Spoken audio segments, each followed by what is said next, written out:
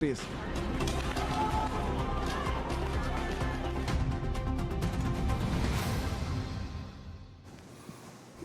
Buenas noches, bienvenidos a otro programa de Pulso Ciudadano. Soy Julio Valdivieso y a través de la señal del grupo Megavisión para que usted tenga el mejor análisis qué sucede en nuestro país. Esta noche quiero dar la más cordial bienvenida a nuestro invitado de la noche, Oscar Díaz, experto en temas de migración. Recuerde, tenemos a su disposición nuestro número de WhatsApp 78696982 con el objeto de que usted le mande las preguntas o los comentarios a nuestro invitado y en medida de sus posibilidades pueda responder. Oscar, buenas noches. Buenas noches, licenciado. Gracias por la invitación a este prestigioso programa para discutir un tema de mucha actualidad. Este tema, quiero ponerlo en coyuntura, es... primero hemos visto en la nota introductoria cómo nos ponen en contexto de lo que está pasando en una de las ciudades, si no es la quinta economía del mundo. Al principio uno hasta se resiste a ver que ese tipo de escenario se puede estar dando en los Estados Unidos. Quisiera preguntarte, ¿cuál es tu análisis de lo que está pasando específicamente en Los Ángeles y si esto se puede repetir a otras ciudades? Bueno, de hecho ya hubo, antes de Los Ángeles, hubo también ciertos disturbios en menor escala en Nueva York. Luego, pues, el fin de semana con las redadas que hubo en Los Ángeles y zonas aledañas, específicamente en una zona muy conocida de Los Ángeles, que es conocida como el Distrito de la Moda, pues hubo redadas. La respuesta fue inmediata de grupos oponiéndose a las redadas, pero también derivó en violencia. Entonces, al final, se opaca, ¿verdad?, la lucha de los que están a favor de los inmigrantes y en contra de este tipo de redadas con la violencia que pues vimos, vandalizaron vehículos. Eso te digo, ¿en qué ayuda en una protesta el hecho de quemar un vehículo?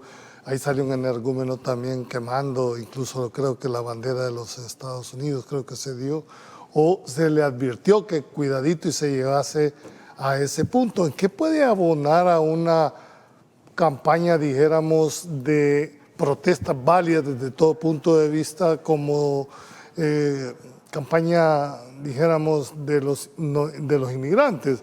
Pero ¿en qué abona quemar? ¿En qué abona quebrar radiopatrullas, estar encima? ¿Cómo lo ves? No, de hecho, la alcaldesa de Los Ángeles esta tarde, acompañada de otros alcaldes de la zona de ciudades aledañas, dio una conferencia de prensa para primero condenar, ¿verdad?, el uso excesivo de la militarización, ¿verdad? Han sido desplegados miles de miembros de la Guardia Nacional, que ese es un tema que ya la nota decía, que es objeto de una demanda, que mañana hay una audiencia en un tribunal federal sobre ese tema. La alcaldesa decía, la violencia no ayuda en nada a la causa de los inmigrantes, pero sí dio la oportunidad para que el presidente Trump enviara las tropas. La causa de los inmigrantes será un tema político que va a explotar en el caso del gobernador. Pues al final queda la duda, ¿verdad? Como usted decía, sí, las fuerzas policiales de la ciudad de Los Ángeles tenían pues la capacidad de controlar los disturbios. En estos momentos, pues esos disturbios que vimos ya no están ocurriendo, pero la zona de 8 de la noche está militarizada y ¿Hay toque de queda? Hay un toque de queda impuesto por la alcaldesa Karen Bass de 8 de la noche a 6 de la mañana en un radio como de 2 kilómetros cuadrados donde hay edificios federales. También, ¿verdad?, las imágenes de la violencia sí impactaron, pero ahora pues la ciudad es muy grande, ¿verdad? Ya vimos la cantidad de habitantes que tiene, es la segunda ciudad más grande de Estados Unidos en cuanto a población, 4 millones de habitantes aproximadamente, y lo que ocurre, o lo que ocurrió en un radio, digamos, del centro de la ciudad de Los Ángeles, donde están los edificios federales, y recordamos que acorralaron a algunos de los agentes de ICE que estaban llevando a cabo las deportaciones, y allí fue el foco de la violencia. Eso pues ya la situación se ha calmado. El presidente Trump dijo, si yo no hubiese enviado la Guardia Nacional, el caos hubiese sido mayor. Entonces queda la duda, pues si no se hubiese intervenido, quizás la situación pudiese haber escalado más. A ver, me gustaría entrar sobre esa facultad porque una de las controversias que se está dando es si tenía el presidente Trump facultades o no para hacerlo. Entiendo que la ley de insurrección de los Estados Unidos, ¿verdad?, permite precisamente hacer uso de fuerzas militares, ¿verdad?, incluido tropas federales o Guardia Nacional, dentro del territorio sin pasar por el Congreso. Exacto. De hecho, eso es lo que está en juego y vamos a ver mañana qué ocurre, ¿verdad? Qué medida cautelar puede dictar el juez o da el aval, ¿verdad?, para que el presidente pueda usar la Guardia Nacional, que como sabemos pues es facultad de los gobernadores, porque la Guardia es un cuerpo de estilo militar, pero tiene otras funciones. Se despliegan en situaciones de emergencia, como incendios, inundaciones, tornados, huracanes, y rara vez pues han ido a combatir, ¿verdad? Y no dentro de Estados Unidos, sino que en otros países podrá haber sido la excepción durante la guerra del Golfo, pero tienen otro perfil, ¿verdad? No están, hoy el gobernador decía que a raíz de que se usa a la Guardia de California, hay un incendio activo que tiene aproximadamente 4.000 hectáreas consumiéndose y las unidades de la Guardia Nacional de California que tienen equipos especializados en incendios, esas personas han sido desplegadas al centro de Los Ángeles. Eso es lo que dice el gobernador. Entonces, vemos pues que hay una connotación política que seguramente va a tener repercusiones a mediano plazo en las elecciones. Que hoy en la noche se está dando los saqueos en California, de este día. Es lamentable. Es decir, ¿será eso en realidad? ¿Qué puede tener de causa, de demanda migrante? Esos son actos vandálicos. Pues lastimosamente, río revuelto, ¿verdad? Ganancia de pescadores. Pero eso no ayuda de verdad, no ayuda de verdad, a la causa. No ayuda en nada. Y recordemos que California es uno de los estados donde robar cierta cantidad de dinero no es penado con cárcel. Entonces, eso podría incentivar incluso más, ¿verdad? Estas personas seguramente los van a detener, pero como si la cantidad que les encontraron no sobrepasa los $800, si no me equivoco, la cantidad se me ha escapado, pero California es uno de los estados que ha sido criticado por eso, porque eso se aprobó en su momento en la Asamblea Estatal de California con un informe de que las cárceles estaban llenas de personas que habían cometido delitos considerados de poca monta, ¿verdad?, como robos en tiendas. Entonces, con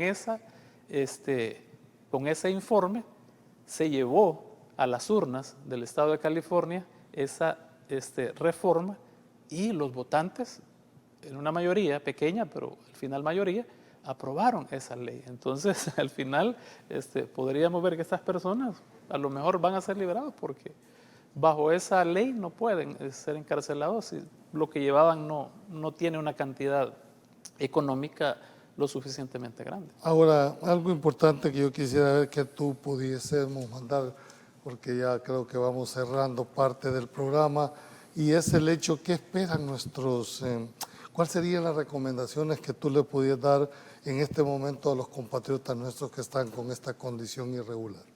Bueno, lo más importante es siempre, ¿verdad? Hay temas, ¿verdad? Hay un montón de temas alrededor. ¿Qué pasa si yo soy detenido y soy indocumentado? ¿Qué pasa con mis cuentas de ahorro? ¿Qué pasa con mis bienes? Pues ha habido muchos abogados en Estados Unidos que han recomendado a la gente que deje un poder, sobre quién puede disponer de sus recursos, de su dinero, incluso con los hijos menores de edad. Que si una persona, eso te iba a preguntar, claro, ¿qué va a pasar a aquellas personas que tuvieron descendencia? Los hijos son nacidos en los Estados Unidos, son ciudadanos americanos, pero ellos tienen un estatus irregular. ¿Qué va a pasar con esa familia? Bueno, es la desintegración familiar, ¿verdad? Porque el papá o la mamá, si no tienen una situación migratoria regular en Estados Unidos, pueden ser deportados. Los niños, si nacieron en Estados Unidos, son ciudadanos, están protegidos por la enmienda 14. Entonces, estos niños ¿Tendrían que ir a algún asilo o tienen que dejarlo con algún familiar? Por eso es que es importante que la gente prevea esos escenarios y diga, ¿qué pasa si de un día para otro me agarran?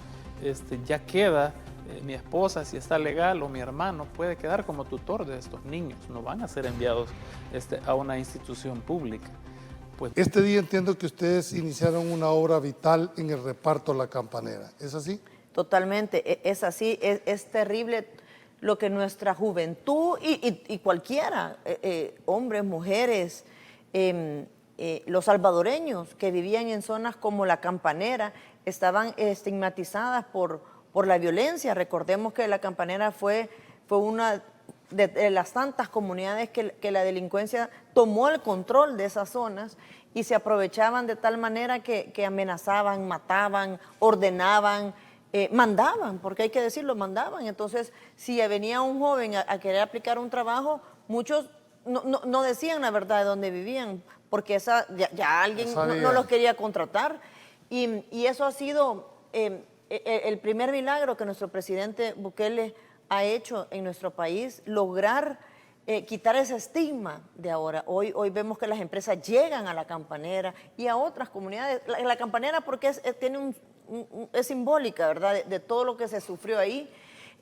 Hoy para mí fue un día especial haber estado con el ministro de Obras Públicas ahí. Me emociona de verdad porque, bueno, hace poco pues tuvimos las palabras, el discurso de nuestro presidente el 1 de junio, un discurso en el que él decía que a él no le importaba cómo lo trataran, cómo le dijeran, cómo lo atacaran, que mientras él siguiera salvando vidas, él iba a seguir haciendo lo que está haciendo. Y hoy estaba en La Campanera reflexionando esas palabras en lo que escuchaba al ministro dar sus declaraciones, y es un trabajo completo que hemos hecho en La Campanera. Primero, lograr tener el control del lugar en el tema de seguridad. El plan control territorial y el régimen de excepción hizo que de verdad se culminara la seguridad en el país y en La Campanera que se viviera tranquilos. Si en el pasado, ¿qué pasaba? Se repartían las instituciones, AREN y el FMLN. Entonces, a la hora de estar ya trabajando, si una institución le pedía colaboración a la otra, no, hombre, si era del partido contrario, entonces, ¿cómo iban a ir a hacer algo? No lo hacían. A diferencia de ahora, que estamos nosotros trabajando, recuperando viviendas, viendo las necesidades que hay, se le llama al ministro de Obras Públicas, mira que hay una necesidad grande de hacer esta cárcava, démosle. Se le pide autorización al presidente, se le plantea, démosle. Ahí está, ya se está comenzando a hacer la obra. Y eso me llamaba la atención y me emocionaba este día porque se comenzó llevando la seguridad. El primer milagro que se hizo en El Salvador es la seguridad. Y estamos culminando con una seguridad física, porque se tenía la seguridad social que el presidente con sus decisiones valientes, más el régimen de excepción, que la Asamblea se lo aprueba, logramos tener la seguridad social. Pero ahora hay una obra de mucho dinero, de mucha inversión, que le va a dar esa seguridad física y que va a cuidar todo su patrimonio de las viviendas que estaban a la orilla de esa cárcava. Entonces, ¿van a hacer alguna obra de infraestructura que va a retener a el esto? ministro de Obras Públicas la va a hacer y esto va a asegurar las viviendas de esa zona. Por eso lo vimos en los medios. Eso fue lo que fuimos a hacer ahora. Ahora, también este día entiendo que ustedes hicieron entrega del proyecto habitacional Vistalago, ¿verdad? Sí. ¿A cuántas familias beneficia este proyecto? Mire, este proyecto son 76 familias, se ha entregado por fases también. Es la 10 de octubre. La 10 de octubre, hoy se entregó a las familias de la 10 de octubre y fue también emotivo. Este es el programa de reasentamiento del presidente Bukele para familias de alto riesgo y de escasos recursos. Cuando llegamos al país, al gobierno, en su primer gobierno, nos encontramos con muchas familias a la orilla de la muerte, pues que cada invierno para ellos era trágico, saber que podían morir, tenían que salir corriendo a un albergue.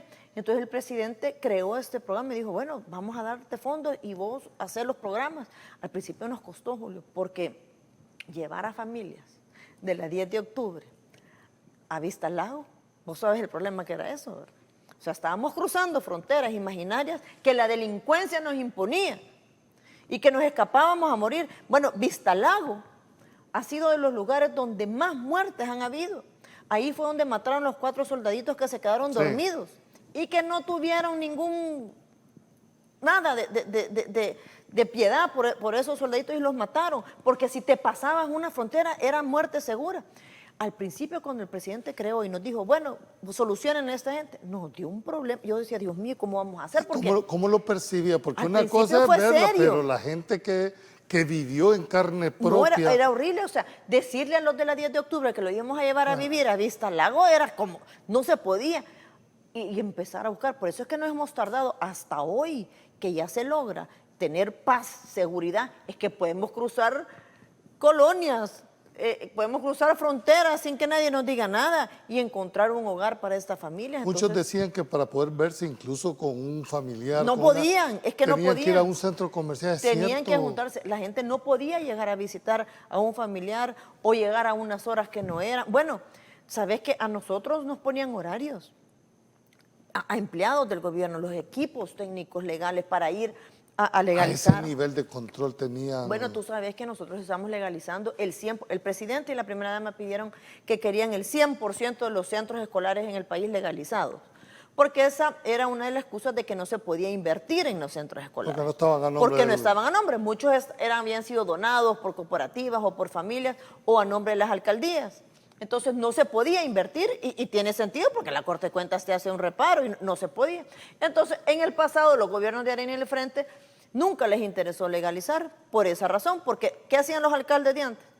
Lo hipotecaban el terreno, entonces ahí estaban sacando ese bien, les ayudaba de esa escuela a hipotecarlo, tener ingresos y gastárselo en lo que fuera, menos en obras, no miraban las obras.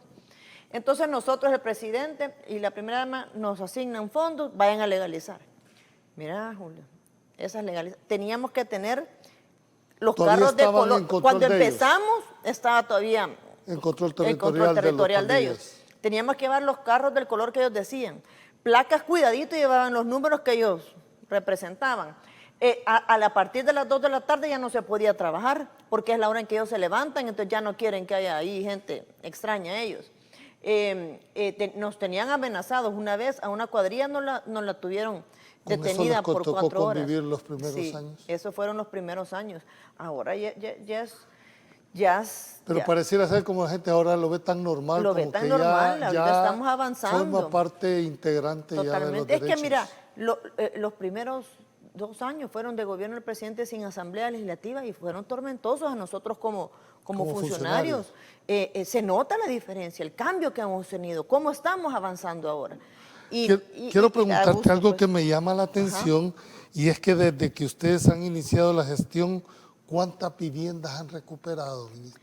Hemos recuperado más de 11,000 viviendas y es un número que va cambiando porque de repente se van encontrando esas viviendas que estaban abandonadas, usurpadas y las logramos recuperar y las estamos poniendo a la venta. Eso en números son 120 millones ya escriturados, Julio, que en vivienda recuperada hemos dado esos créditos. ¿Y el estado de esas viviendas, me imagino que desmanteladas.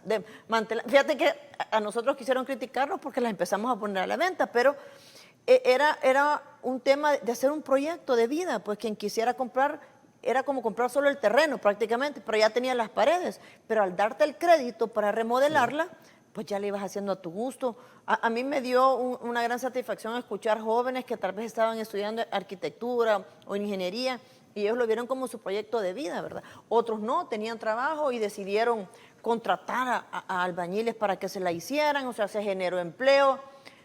Un éxito el caso, porque ahí vemos a la gente viviendo en su casa y convirtiéndola en un hogar. Hoy la Campanera es totalmente distinta y así las otras comunidades que estamos interviniendo. Ministra, ¿y esas viviendas que fueron recuperadas originalmente han de haber tenido un crédito? ¿Cómo quedó esa situación jurídica? Lo que sucedió es que se hizo una permuta. Las familias que tenían un crédito con esas viviendas fueron al fondo, hicieron una permuta y en ese momento se fueron a otro lado, ¿verdad? Cambiaron de lugar porque los habían sacado de su vivienda, otros dejaron de pagar.